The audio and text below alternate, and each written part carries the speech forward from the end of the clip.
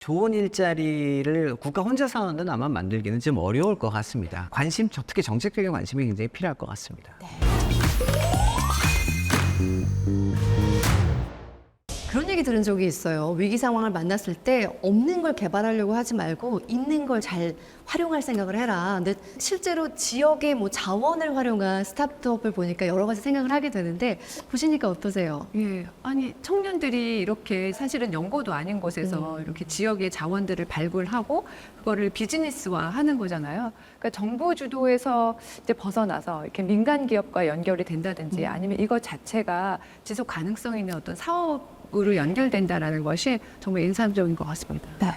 이 지역에 있는 기업들이 겪는 문제 중에 아마 제일 힘든 게 그 인력 채용일 것 같아요. 근데 수도권에 자리 잡고 있는 산업체들을 보면 IT나 반도체나 청년들이 공부를 많이 했고 가고 싶어 하는, 그러니까 전공을 살려서 가고 싶어 하는 그런 일자리들이 아무래도 수도권에 더 많이 몰려 있고, 반면에 전통의 제조업이라고 이야기하는 뭐 자동차, 조선화학 뭐 이런 산업들은 아무래도 지방에, 그건 뭐 장치 산업이니까 옮기기가 쉽지 않으니 더 지방에서 시작했고 지방에 남아 있을 수밖에 없고요. 이런 것들이 있는 데는 2030의 비중이 굉장히 낮습니다. 그러니까 결국에는 우리 앞으로 국가가 성장하는 데 있어서 우리가 부가가치를 더 많이 만들어낼 그런 산업군들이 어디냐 하면은 결국에는 연구개발 쪽일 텐데 결국에는 2030 중심으로 갈 수밖에 없고, 그거는 수도권에 있거든요. 네.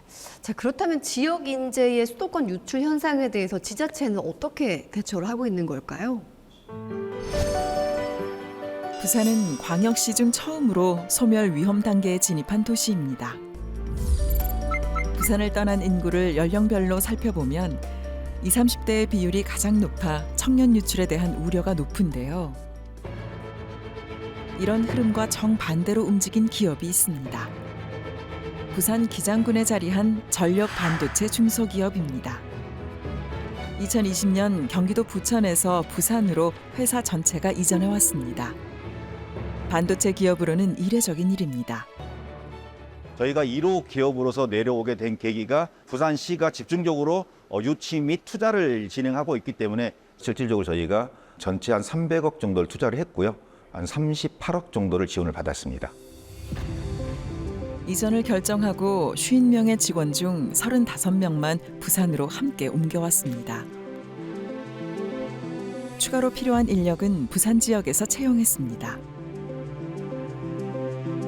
실질적으로 이제 정주 여건이 많이 이제 좌우지됩니다. 이제 그게 무슨 말이냐면 타지에서 오게 되면 이제 기숙사라든가 모든 제반 시설을 제공해야 되는데 중소기업이 그렇게 할 여력이 많지는 않습니다. 우선적으로는 부산에서 출퇴근할 수 있는 인원으로 저희가 우선 뽑고, 부산에 자리 잡은 후 지역의 반도체 전문 인력 양성에 적극적으로 참여하고 있습니다.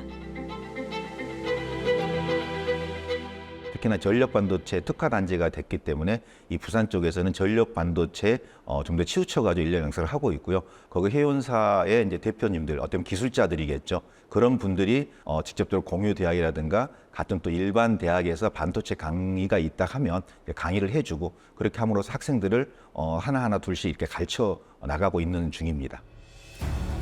정부와 지자체가 나서 부산 기장군 일대를 전력 반도체 산업단지로 육성하고 있습니다. 국비 400억 원 가량을 투입해 연구개발과 기업 지원이 이루어질 예정인데요. 문제는 전문 인력의 확보입니다. 지역으로 오라고 수도권의 기업들하고 얘기를 해보면 크게 두 가지를 그 사람들이 아쉬워합니다. 하나는 지역의 인프라, 예를 들어서 뭐 물 관련, 전기 같은 거죠. 두 번째는 쓸만한 인재가 수도권에 많고 지역에는 없다라고 기업이 또 얘기를 하고 있어요. 그래서 인프라 쪽은 사실 지자체에서 할 일인 것 같고요. 대학에서는 인원이 없다, 인재가 없다고 하면 이건 우리 책임이잖아요. 그래서 쓸만한 인재가 없다라는 말이 안 나오게 하자. 지역 내 대학들이 뜻을 모아 파워 반도체 인재 양성 공유 대학을 만들었습니다. 부산에 자리한 반도체 기업들도 인재 양성 프로그램에 참여하고 있습니다. 첫 해 사업 결과 304명이 교육 과정을 수료했고 8명이 반도체 관련 기업에 취업했습니다. 그렇게 해서 이제 인재를 우리가 양성해 놓고 또 지자체는 인프라를 잘 갖춰 놓으면 그러면 이제 기업 입장에서는 수도권에서 해도 좋은데 또 부산에 와서 해도 좋다. 그런 기업이 점점 많아지면 그것이 지역이 사는 길이 되지 않을까. 저는 그렇게 생각합니다.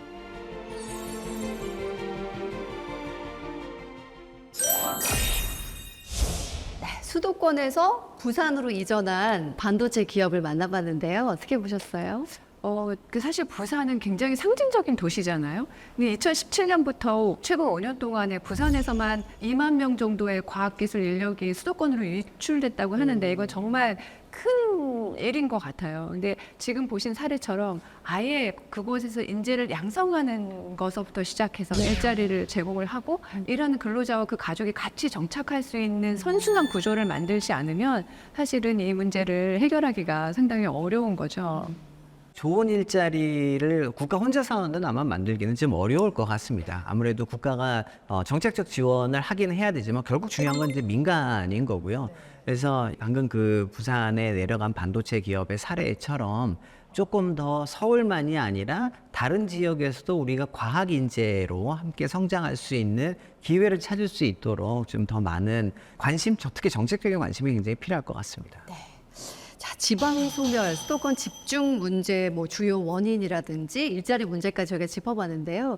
진 교수님, 이 저출산 문제를 해결하는 데 있어서 일자리에 또 다른 해법이 있다고요. 그렇죠. 지금 일자리 문제 우리가 얘기했었는데 사실은 일자리가 있다고 하더라도 그 이후에 정말 일하는 사람들이 일과 가정생활을 어떻게 균형 있게 양립할 수 있느냐. 그게 또 저출산 문제의 굉장히 핵심적인 문제인 것 같거든요.